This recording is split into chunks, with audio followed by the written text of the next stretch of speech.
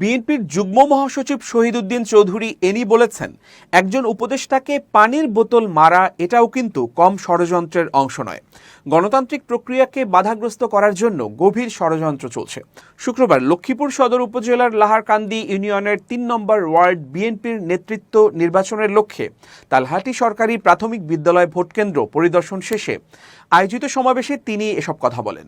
Shahiduddin Chowdhury any বলেন, উদীয়মান ছাত্রদল নেতা শাহরিয়ার আলম সাম্যকে হত্যা করা হয়েছে। এটি চক্রান্তের অংশ। বিচ্ছিন্নভাবে এগুলো দেখার সুযোগ নেই। কেউ কেউ এই পরিবেশটাকে ঘোলাটে করতে চায়।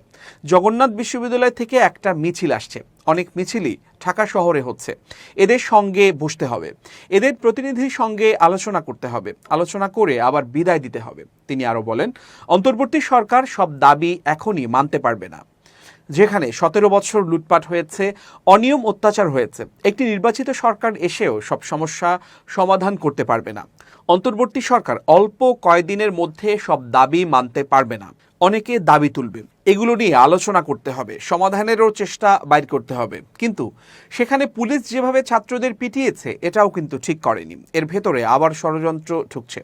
ষড়যন্ত্রটা হচ্ছে পরিবেশটাকে উত্তপ্ত করার জন্য, ভোটের পরিবেশ বাধাগ্রস্ত করার জন্য, স্বাভাবিক পরিবেশকে অস্বাভাবিক করার জন্য। একটি চক্র অর্থকড়ি নিয়ে বসে আছে, তারা দূর থেকে এ কাজগুলো করাচ্ছে।